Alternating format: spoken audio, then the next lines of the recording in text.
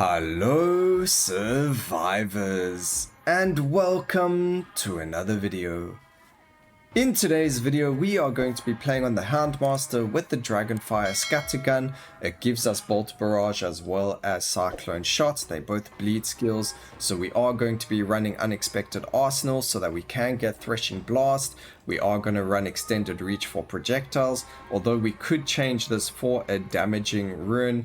Maybe Generalist is actually better. I am going to pick up Generalist actually, it is better. We are going to be running Chromatic Bolt as well, so that's going to give us extra damage. I think that is better for this build. And then Pulse of Agony as well for the extra cast frequency. You know, the poor man's scent of blood, as well as Weapon Expert. So let's get straight into it, into the caves of Delzog. We do have our SFX down quite a bit. It's just to help us see everything. There are way too many projectiles that occur in the caves of Delzog recently with the changes to the enemies that spawn. You will notice that compared to some of the other areas, you do find a lot of these circular AoEs landing up on the floor. I mean, you can see already we got so many spawning. It could also be that there are more enemies that spawn than usual compared to maybe some of the other maps, and therefore the comet that drops that has a 10% chance of spawning is spawning a lot more often, but I haven't really looked at that. But let's speak about his passives quickly. So we've got Feeding the Hounds. It does only affect the hounds themselves. It gives them armor, damage, crit, movement speed, and cast frequency. Nothing more about that. You really just got to pick up the food that drops on the floor. Let's see, there we go. So a lot of his skill tree affects how much the food drops, how often it drops, chances of it dropping, how much it heals the actual hounds, and things like that. You also get more hounds from the skill tree, so we've got 4 hounds over here instead of I think 2, and things like that from your skill tree. So it is a little bit not upsetting, but a little unfortunate that the Houndmaster got bonuses to his hounds in his skill tree instead of bonuses to himself like some of the other characters do get. So he is definitely a lot weaker than all the other characters, but the nice thing about it is he does get free fragility, 10% chance to apply fragility on hit from his skill tree. So at least he has that going for him. We are going to just take these. We are looking to grab ourselves Threshing Blast, which is fantastic, and then we are looking for crit as well as other projectile skills that aren't Storm of Arrows. Unfortunately, Storm of Arrows has a little bit of a delay for me. It does seem to affect my FPS quite a lot because of the amount of projectiles we land up spawning in conjunction with Bolt Barrage. So it does kill my FPS, so we won't be, for this video, going on to grabbing Storm of Arrows. But in terms of videos, just while I have everyone's attention over here, since we're only 2 minutes into this, we released our Halls of Torment video yesterday. The link will be down in the description. We did release it at a pretty weird time, so a lot of people may not have seen it or even realize that it was me or that it was up on YouTube. So if you enjoyed the game, go take a look at it. If you have no idea what I'm talking about, go take a look at it and let me know what you think about it down in the comments section of that video. If you enjoy these videos, make sure you smack that like button.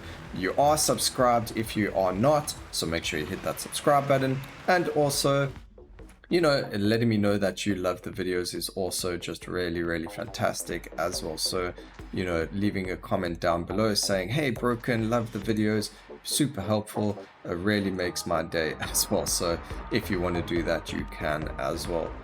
But anyway, back onto this. Again, I think we've got everything over here that we need. We do have this explosive shot, which we don't need. It is blast, but we can look for another projectile, so we will do that. And then multicast burst, that's pretty good. And now we need to look for cast frequency and movement speed for our Threshing Blast as well as ourselves. If we could get another what's the wording I'm looking for? If we could get another Swift, so a dash, that would be fantastic. Then I wouldn't be too worried about the movement speed. But unless we do get that movement speed or that dash, we are going to be in a really tough situation where we're not going to be dealing enough damage to out damage everything, and then we've got a lot to dodge with this really slow 2-dash character. So we really do need more movement speed. The really nice thing about this build though as well is that we are using a lot of projectiles. So if you did want to go extended reach, you could, but in terms of everything else that we're going for, we seem to be in a really good spot as well. You could grab yourself Chaos Golem if you're not looking to go exactly how I am going. But otherwise, as you can see, we go for projectiles, so area of effect. There are only 2 blast ones. I do need to replace explosive shot still, but otherwise we are in a very good spot. Again, just trying to grab myself agile. As soon as we see it, I'm going to take any percentage of it, even if it is a common agile, because we really do need to get that movement speed going. So please, game, I am begging you, give me the agile upgrades. I don't care if they are common, uncommon or rare, but obviously rare would be fantastic. So, you know, gotta go for that. Thank goodness, there we go, there's one at least. This game really does seem like it wants me to have buckshots. Obviously weakness is a better version. I mean, yeah, weakness is a better version of fragility. I think we're just gonna skip these now. We're not really too interested in that any longer. 60% crit is very good, but if we could find brutal strikes, we will go even further from there. But as you can see, we are dealing a whack ton of damage, probably because of the weakness that we've got as well. Fragility chance, 10% chance on all attacks to cause fragility. That does include our doggies. The only thing that I don't like about the dogs is that they don't have an innate ability to deal other negative effects. So like your Beastmaster has you know, his tigers have a hidden feature where they apply bleed and things like that.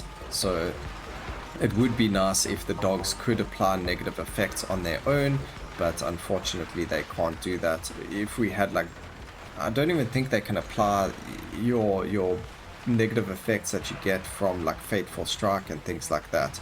I haven't really paid attention to it much. I don't even pay attention to where my dogs are, unfortunately, and that's why the Houndmaster's passive is probably one of the weakest in the game at the moment, because who actually pays attention to all of their other characters and things like that? Definitely not me. I don't know, maybe you guys do, but I really don't. So it's just that's the way it is. So I forgot we actually had Bloodlust, and that's going to help give us that movement speed as well. And as you can see now, we are picking up quite a few movement speed upgrades over here, so that is fantastic. A fragility to bleed is also really good over there, and then more cast frequency for the threshing blast. So we actually did have some really good upgrades over there.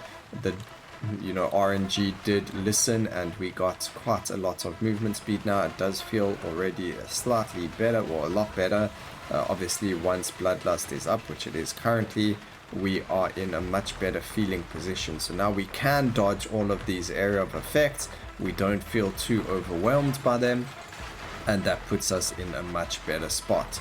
So I am much happier with this movement speed than what we had previously. So fantastic. I will still take, I would say, about 20 or 30% more. Let's just quickly see how much movement speed we have. 95, and I still feel that slow. So that's very weird. Bloodlust wasn't up there either, so it will go up even higher when we do have Bloodlust up. But I mean, getting so much movement speed and you still feel relatively slow isn't the greatest thing. So that is a bit of a problem over there for this character, feeling very slow in terms of movement speed. But if we didn't have the movement speed there, that would have been the perfect indicator to show you, oh well, we would not have been able to dodge the prophetess's AoE like we did over there. So definitely a skill worth grabbing, regardless of what difficulty you're doing. As soon as you go into Overlord cycles, if you do not go for movement speed, you will get instantly wrecked by the bosses. So definitely well worth grabbing movement speed, especially for the higher tier curses, as well as the overlord cycle. So just so you do know, guys, ladies and gentlemen, it is very, very difficult to do overlord cycles with low amounts of movement speed. Alright, but I think we are in a very, very, very good spot. We're not going to be doing like a huge, under 6 minute run. We're already on 7 minutes. But if we could beat this in about 8.5 minutes, that would be fantastic. That will actually be a new record for me. And doing it on, record is actually really, really cool. So being able to record it so that everyone can see, hey, brand new, record for broken. I really like that. I really do enjoy beating my own personal best for everyone to see, because I don't record absolutely every single run that I do. Maybe I should though, because sometimes you have like this most exceptional luck and it could make really good YouTube shorts on the game. But I'm not very interested in doing YouTube shorts and things like that. But I don't know, there is potential over there for things like that. Maybe I need to record absolutely every run I do, because just now I'm going to get like an insane run and it's going to be on record on the side there, but that's about all I have to show for it and nothing else, not even a screenshot. So definitely something to look into for the future. But this movement speed has definitely made this a lot easier for us. Also, on topic of weapons, although his last weapon was also bleed and had the threshing blast on it, which is extremely strong, it was very difficult to get enough damage to kill the bosses fast enough for him. But now with the introduction to Bolt Barrage, as well as the new skill tree, the Houndmaster at least deals more damage now and is able to do enough damage to kill the bosses fast enough to do Curse Intensity 48 as well as, or Curse 7, however you want to call it. But at least we are able to complete this in a decent time, and we can go from there. So come on, kill you as quick as possible. Yes, did we beat our time? I think we did by a single second. I think my best time was 8:45. We will see now when we go through the portal. And was it? It was indeed. So we beat our best time by a single second. That is quite funny. Bolt Barrage and Threshing Blast absolutely destroying everything. Really good skills, so you wouldn't really need Cyclone Shot, but I mean it does actually give you a lot of bleed. Explosive Shot's good for the weakness, and then Chromatic Bolt is obviously really good because of the Generalist rune. And Dog Bite dealing nearly 2 million damage, so the dogs do something. That is 2 million damage less that I had to do with other skills. But I hope you guys enjoyed the video. Please remember to like, comment, and subscribe for more videos like this in the future. And always remember, keep safe, survivors. Until next time, cheers.